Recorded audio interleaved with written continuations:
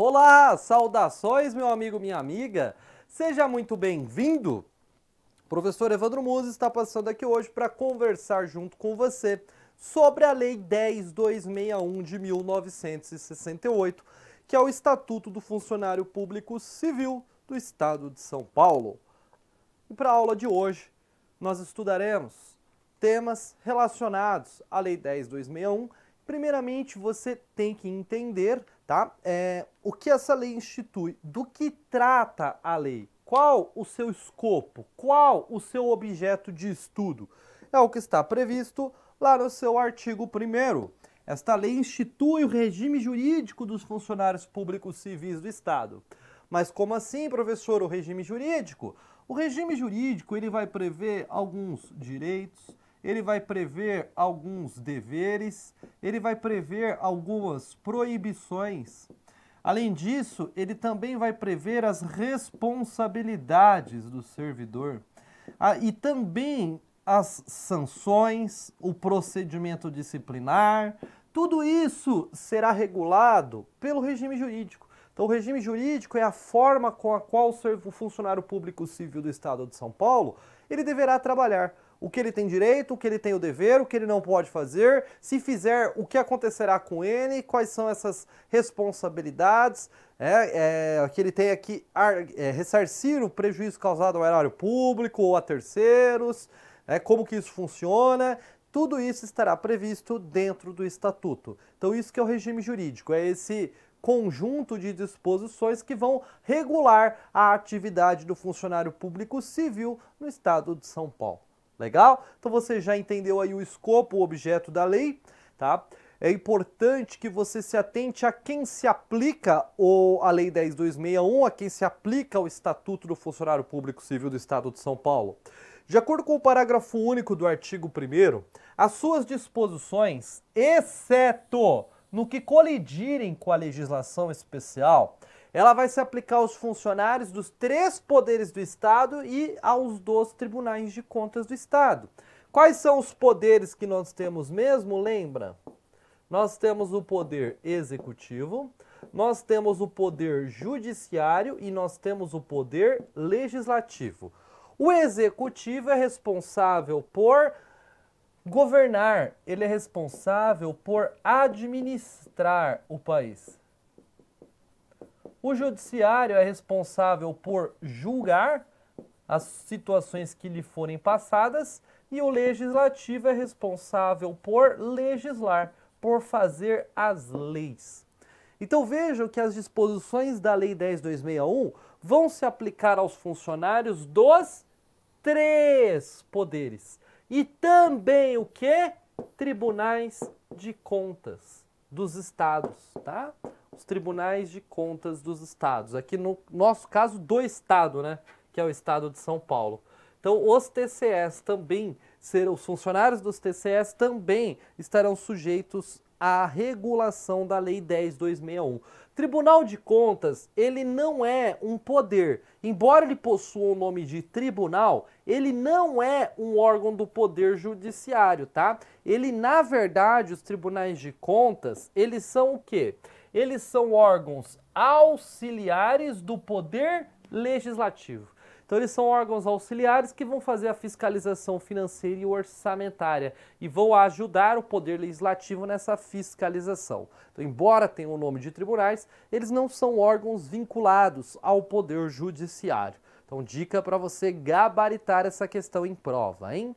Continuando aqui a leitura das disposições da lei, veja que o artigo 2º, ele traz aqui uma informação muito importante dizendo que as disposições desta lei não se aplicam aos empregados de autarquias, entidades paraestatais. Exemplo de entidade paraestatal é o Sistema S, SESI, SENAI, SESC, tá? São empresas privadas que desenvolvem uma atividade que é interessante para a sociedade, que é interessante para o Estado. Então, o Sistema S é um exemplo de atividade de entidade paraestatal.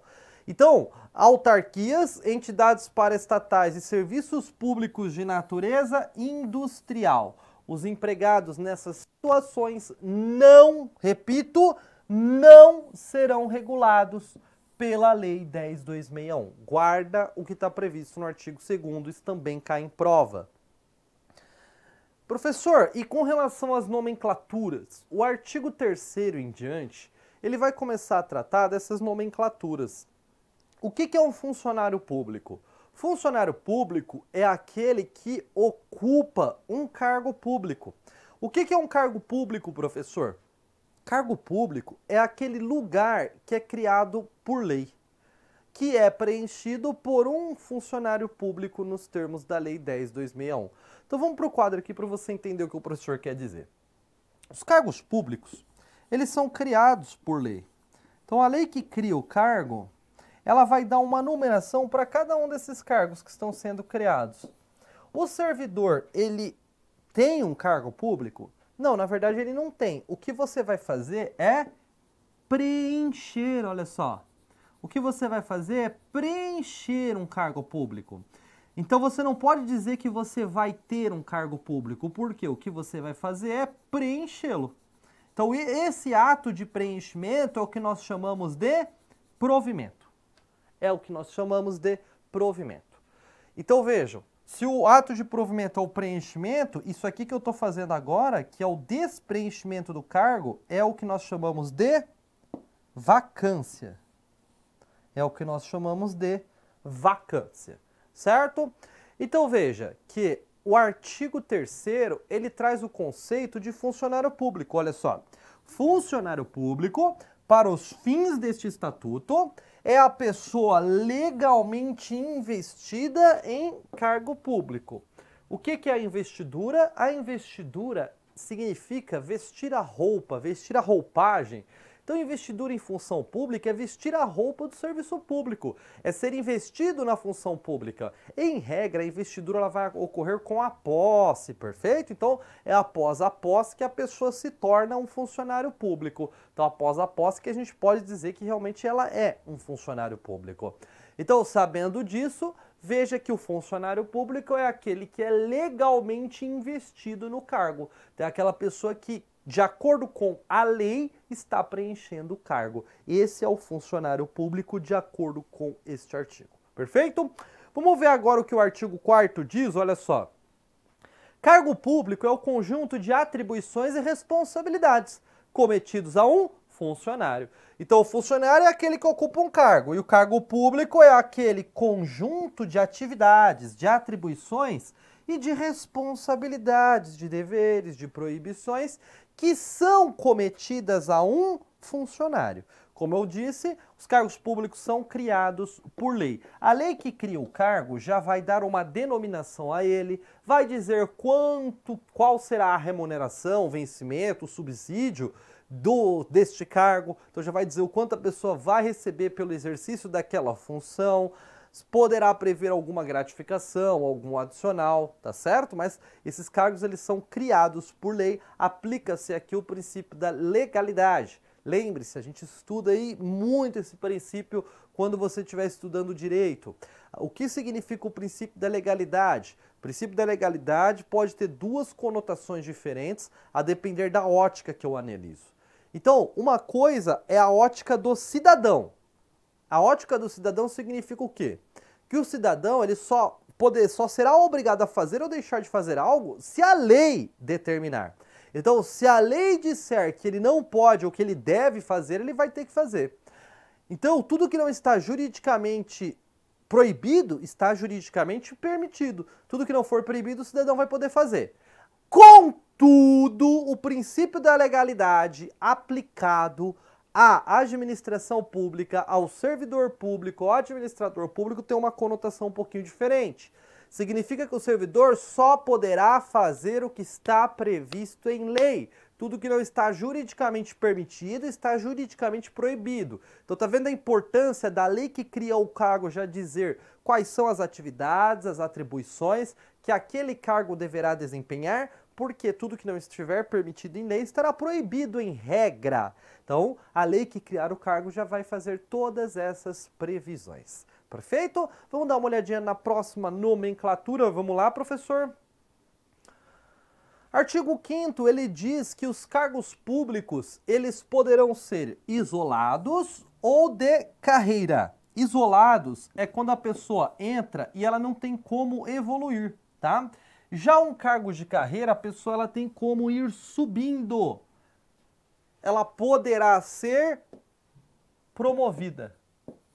Um cargo de carreira permite a ocorrência da promoção. Eu vou te dar um exemplo.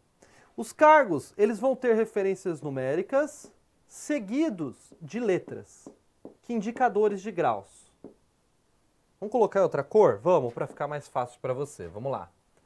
Então, eles vão ter referências numéricas seguidas de letras para indicar o grau. Então, veja. Quando o funcionário ele passa de uma referência para outra, quando ele passa de uma referência a outra, nós chamamos de promoção. Ele é promovido. Ele passa a desempenhar atividades mais complexas. E além de desempenhar atividades mais complexas, há um aumento em sua remuneração. Há um aumento no seu valor que ele recebe como contraprestação pela sua força de trabalho. Então, vai ocorrer um aumento na sua remuneração.